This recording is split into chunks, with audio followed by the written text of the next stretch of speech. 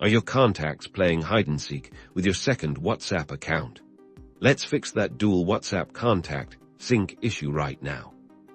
First, ensure both your primary and dual WhatsApp applications are up to date. Head over to your device's App Store, search for WhatsApp, and then search for the dual WhatsApp app you are using. Tap Update on both if available.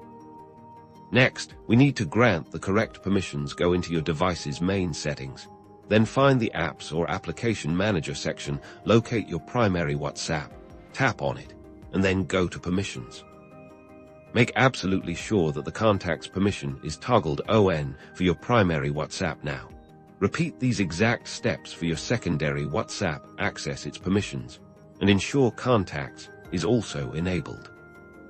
If permissions are correct, let's double-check your phone's main contacts app. Open it and verify that all the contacts you expect to see in WhatsApp are indeed saved here and have their phone numbers correctly listed.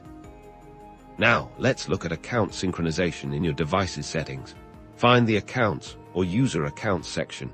You'll want to ensure that your Google account, or whichever account you use for syncing contacts, is actively syncing.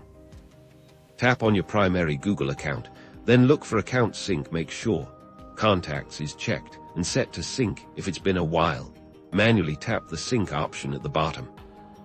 Finally, let's refresh WhatsApp. Open your dual WhatsApp, go to the Chats tab, and tap the new chat icon. Your contacts should now appear. If not, try restarting your phone. This ensures all background processes reset properly. And there you have it. Your dual WhatsApp should now be showing all your contacts, ensuring you never miss a message. If this helped, give it a thumbs up and subscribe for more tech tips.